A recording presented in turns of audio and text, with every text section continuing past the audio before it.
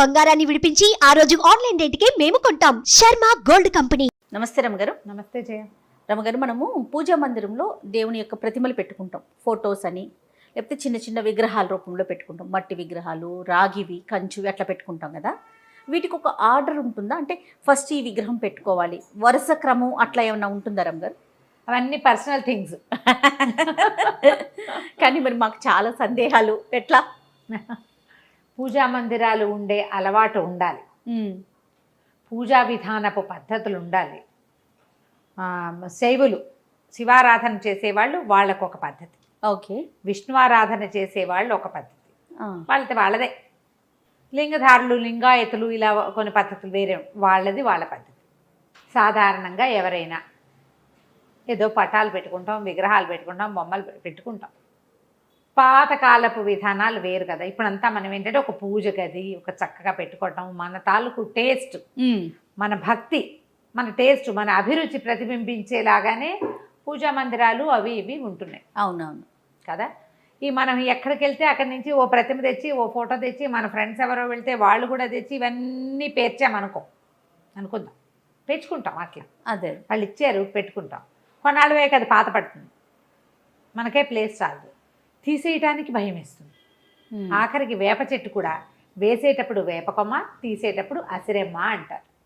తెలుసా, విన్నావా ఎప్పుడైనా? లేదండి. వేసేటప్పుడు ఏముంది, వేప చెట్టు ఉంటుందిలే అనుకుంటాం. వేప అంత చెట్టు అయింది, ఆ చెట్టు కొట్టేదాం, అయ్యి బాబాయ్ అమ్మవారు రా అంటారు. అసిరెమ్మ. వేయబోతే వేపకొమ్మే, అది వేసినాడు, తీసేటప్పుడు అసిరెమ్మ అవుతుంది. అది ఓకే, అమ్మతా లేదు అని తీయకూడదు కదా.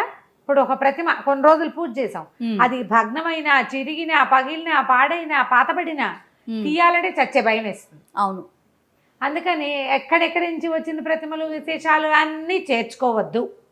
మొదట సరిపడా మీకు అలవాటుగా ఏ దైవాన్ని పూజించుకుంటారో ఆ దైవం తాలూకు ప్రతిమలో, ఫోటోలో ఏవైనా పెట్టుకోండి. ఈ ప్రతిమా విశేషాలు అవి పెట్టడానికి కూడా లోహంతో చేసిన ప్రతిమలు, మట్టితో చేసిన ప్రతిమలు రకరకాలు ఉన్నాయి కదా. వెండి, బంగారు, కంచు, ఇత్తడి, పంచలోహాలవి ఇట్లా ప్రతిమలు పెట్టుకుంటారు. ఈ ప్రతిమ ఇంతకు మించి ఉండకూడదని ఒక పరిమాణం చెప్తారు. ఆ ప్రతిమ కూడా బోల్ ఉండకూడదు, హాలో ఉండకూడదు. హాలోగా ఉన్నది పనికిరాదని కొన్ని చోట్ల చెప్తారు. మనం ఎన్నని ఫాలో అవుతాం? నేను ఒకటి చెప్తా, ఆవిడెవరో అక్కయ్య ఇంకొక చెప్తారు, పెద్దక్కయ్య గారు, ఓ పెద్దమ్మ గారు ఇంకోటి చెప్తారు. వీళ్ళందరికీ మహాగురువు, మనమందరం ఫాలో అయ్యే మహానుభావులు ఇంకొకటి చెప్తారు. నీకొకటి బుద్ధిలో ఇంకొకటి ఉంటుంది, నీకు ఒక ఉత్సాహం ఉంటుంది, వాళ్ళు ఎవరింట్లోనో చూసి వస్తావు, అది పెట్టుకోవాలనిపిస్తుంది. అవును. అప్పుడు ఎవరిని ఫాలో అవ్వాలి తెలియదు, పెట్టుకున్నావు పోనీ. ఇవన్నీ సార్వజనీనమైన సంగతులమ్మా, ఎవరిని ఉద్దేశించినవి కాదు. ఎవరో వస్తారు, నా బొట్టు వాళ్ళే, అదేంటి అది అలా పెట్టుకున్నారు, ఇలా పెట్టుకోకూడదు కదా, ఇలా అవుతాయి అని చెప్తారు. నేనైతే ఎవరింట్లో చెప్పని చెప్తున్నా, మాట వరుస. అలాగే ఏదో తోచక మాట్లాడే వాళ్ళే చెప్పేసరికల్లా ఆ ముందు రోజు ఆ వెనక రోజు ఏదైనా అయ్యిందనుకో, దాని మీదే లాగుతుంది, ఇది అక్కడికి కనెక్ట్ చేస్తూ ఉంటాం. అవును కదా. అవునండి. ఎప్పుడు కూడా ధర్మ సంబంధమైన వ్యవహారాలు ఒకటి నువ్వు గట్టిగా ఉండు, స్ట్రాంగ్, నా ఇష్టం, నాకు ఇదే ఇష్టం, నేను ఇలాగే చేస్తా, నాకు ఇదే నచ్చింది, నేను ఈ దేవుడినే పూజిస్తా, అది నాకు కృష్ణుడే ఇష్టం, ఇంతెత్తు కృష్ణ ప్రతిమే నేను పెట్టుకుంటా, నీ ఇష్టం. లేదా మా ఇంట్లో ఉంది, మా అమ్మమ్మ చేసింది, అమ్మ చేసింది, లేదా అత్తగారు చేశారు, అత్తగారు చేశారు, మేము ఇలాగే పెట్టుకుంటాం, అది కూడా నీ ఇష్టం. రెండో పాయింట్ కాదు, ఒక గురువు గారు వారు ఏది సెలవిస్తే అది పెట్టుకో. ఒక గురువు గారు ఒకటి నువ్వు, రెండోది నీ పురాతనమైన మీ ఇంట్లో పద్ధతి, లేదా ఒక గురూజీ, ఇలా పెట్టుకుని మీరు ఏవైనా పెట్టుకోవచ్చు, ఏ ఆర్డర్లో అయినా పెట్టుకోవచ్చు. సాధారణంగా ఏం చేస్తారు, లక్ష్మీ, సరస్వతి, వినాయకుడు ఉన్న పటం అందరిళ్లలోనూ ఉంటుంది, శ్రీరామ పట్టాభిషేకం అందరిళ్లలోనూ ఉంటుంది, నరసింహస్వామి ఇష్టం నరసింహస్వామిని పెట్టుకుంటారు, వెంకటేశ్వర స్వామి ఇష్టం వెంకటేశ్వర స్వామి ప్రతిమ పెట్టుకుంటారు. ప్రతిమ పెట్టుకోకపోతే పటం పెట్టుకుంటాం. మాకు కృష్ణుడు ఇష్టం, మాకు ఒక భుజి కృష్ణుడు, లక్ష్మీదేవి, అందరిళ్లలోనూ లక్ష్మీదేవులు. మళ్ళీ వరలక్ష్మి వ్రతాలు, బంగారపు షాపులు వాళ్ళు రండి మీకు అవేవో ఇస్తామని పిలిచి కొన్ని దశాబ్దాలుగా అందరిళ్లలోనూ లక్ష్మీదేవులు ఉంటున్నారు. ప్రతిమలు కొనుక్కుని పెట్టుకుంటారు. పూజ చేయొచ్చు చేయకూడదు, దీనికి హాలో ఉంది, చిల్లుంది, ఏకాండి ప్రతిమ ఇది రాగిది, వెండిది, ఇత్తడిది, ఏవో ఆలోచిస్తాం. పూర్తిగా మీ మనసు. నేను ఒకటి చెప్తా, మా ఇంట్లో ఇలా కాదండి అంటావు నువ్వు, అవునా? ఖచ్చితంగా. అబ్బాయి బాయిలు మీరు మీవన్నీ మా మీద ఎందుకు రుద్దుతారు అంటారు ఇంకొకళ్ళు. మీకు కావాల్సినట్టు మీరు పెట్టుకోండి, మాకు కావాల్సినట్టు మేము పెట్టుకుంటాం అని ఇంకా చక్కగా అంటే ఏమంటారంటే, నీ ఇల్లు నీ ఇష్టం, మా ఇల్లు మా ఇష్టం, ఏకవచనాల్లో కూడా వచ్చేస్తారు. ఎలాగైనా జరిగేది. అందుకని నియమం ఏదైనా పెట్టుకునేటప్పుడు భయపడకుండా ఉండే వాటిలలోకి దిగండి. సాధారణంగా వినాయక ప్రతిమలు పెట్టుకుంటారు, ఎందుకనో తెలీదు. మా ఇంట్లో ఆ పెళ్ళప్పుడు ఎవరో ఇంత వినాయకుడిని సిల్వర్ వినాయకుడిని ఇచ్చారు, అదేంటి తమాషాగా మెరిసేది. ఎప్పుడూ ఆయన మా పూజలోనే ఉన్నాడు. మా అమ్మగారు మా సింహాసనం ఉంటుంది మా ఇళ్లలో. సింహాసనం ఉండే కుటుంబాలు కొన్ని ఉంటాయి. ఇంత ఇత్తడి సింహాసనం ఉండి అందులో ఒక అన్నపూర్ణ, ఒక వినాయకుడు, ఒక గౌరీదేవి, చిన్న ఎర్రటి రాయి, అదేదో సోనానదో ఎక్కడి నుంచో తెస్తారట, చిట్టి అంత ఎర్రరాయి, ఇవి ఉంటారు. అన్నపూర్ణ గరిట పట్టుకున్న అన్నపూర్ణాదేవి, బియ్య బస్తాల్లో కూడా వేసుకుంటాం అన్నపూర్ణాదేవి. ఈ సింహాసనం ఉంటాయి. కొన్ని చోట్లేమో ఇలాగా ఒక దాంట్లో ఒకటి పెట్టి ఉన్నటువంటి బిద్దెలు, అరివేణాలు అవి ఉంటాయి చూడు, కుండలు, అట్లా దాన్ని ఏదో అంటారు, బుడ్లు ఏమంటారో కరెక్ట్గా దాని పేరు నాకు గుర్తు రావటల్లా. ఓ 4 ఉండాలి పూర్ణ కలశాలు. గంగాజలం పెట్టుకుంటారు కొంతమంది. ఇందులో ఇదే కరెక్టు ఇది తప్పు అని ఏమీ లేదు. నేను చెప్పా కదా 3 పాయింట్లు, ఎవరైనా ఇదే చెప్తారు. సింహాసనంలో ఉండి ఆ వినాయకుడు ఉన్నాడా, ఈ తెల్ల వినాయకుడు ఈ వినాయకుడు కాకుండా నేను ఎప్పుడో ఆకుపచ్చ మన జేడు మరకత వినాయకుడు, ఎందుకు ఆయన ఆకర్షించాడు, ఒక చిన్న వినాయకుడిని తెచ్చిపెట్టుకున్నాం. మాకు ఒక పంచాయతనం ఉంది, అందులో గణపతి ఉన్నాడు. ఎంతమంది గణపతులు అయ్యారు? 4 అయ్యారు. మా మందిరం పెద్దది, ఎప్పుడో చూపించాం కదా చెక్క మందిరం. అయితే మొన్న ఎవరో అంతమంది గణపతులు ఉండకూడదుట అన్నారు. ఒక్కళ్ళని తీసి ఇట్లా బయట పెట్టలేకపోయాను జయ నేను. నేను నా సొంత సంగతి ఎందుకు చెప్తున్నానంటే, ఈ విషయంలో ఇలాగే ఉంటుంది. మనసొప్పలేదు నాకు మనసొప్పలే. మామగారు చాలా ప్రీతిగా ఇచ్చారు ఇది. ఇప్పుడు ఎక్కడ 30 ఏళ్ళైంది మా పెళ్ళైన సంవత్సరం. ఆ సింహాసనంలో ఉన్న ఆ వినాయకుడు, రాతి వినాయకుడు, ఆయన్ని తీబుద్ధిగాల పంచాయతనం మావారు పెట్టుకున్నారు. ఆయన దేవుడు, ఆయన మనం ముట్టుకోకూడదు. నేను తెచ్చుకున్న ఆకుపచ్చ వినాయకుడు అంటే నాకు ఎంతో ఇష్టం. మాకు ఇలా మందిరం లేకుండా గోడకి ఒక చెక్క కొట్టి దాని మీద దేవుళ్ళని పెట్టుకున్న రోజుల నుంచి మా ఇంట్లో ఆ తెల్ల వినాయకుడు ఆ మందిరంలోనే ఉన్నాడు, అక్కడే ఉన్నాడు. దేవుడు ఎక్కడ పూజ చేసుకుంటామో అక్కడ గంధం పెట్టి ఓ బొట్టు పెట్టే అలవాటు.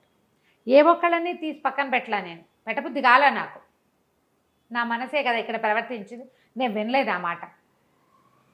మా అక్కయ్య ఎవరితో వింది, వాళ్ళు చెప్పేస్తే వస్తే అంతమంది వినాయకుడు ఉండకూడదుటే, అంతమంది గణపతి ఒక్కడే ఉండాలి.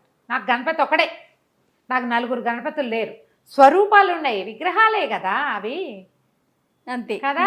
నన్ను నేను ఇలా సాటిస్ఫై చేసుకుని నేను దండం పెట్టాను. 4 పువ్వులు పెడతాను రోజు. నేను ఒక ఆయన గంధం పెట్టి బొట్టు పెడతాను, మిగిలిన 3 పువ్వులు పెడతాను, అయిపోయి. ప్రధానమైనది ఏంటంటే మన విధానాన్ని బట్టి నువ్వెవరిని ఫాలో అవుతావు, నీ బుద్ధి ఏ స్వరూపం యందు లయం అవుతుంది. 10 రకాలుగా పోనివ్వకండి, దాన్ని స్ట్రైట్గా వెళ్ళనివ్వండి.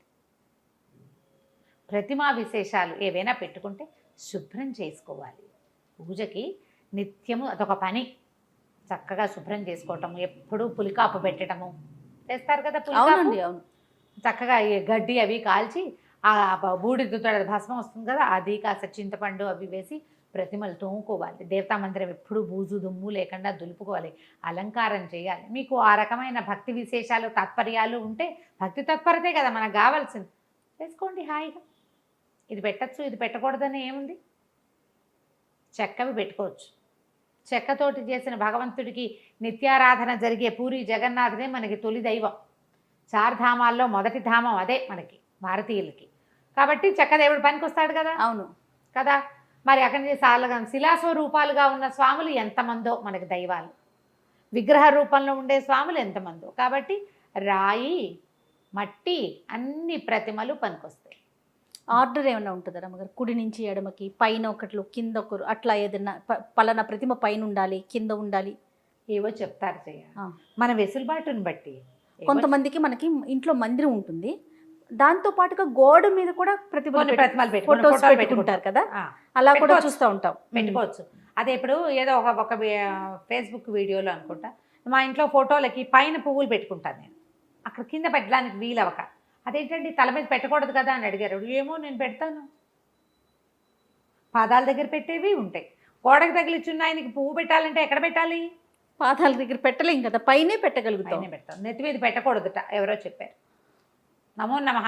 నేను అనుకుంటా నా సర్వాపరాధాన్ని స్వామిని సర్వాపరాధాన్ని క్షమస్వ, ఇది ఒక వాక్యం పెట్టుకుంటాను జయ. నేను అన్ని అపరాధాలు క్షమించు, తెలుసో తెలియకో, నా వెసులుబాటో, నా ఆలోచనో, కాబట్టి వీటిని అన్నిటినీ క్షమించు అపరాధాలను.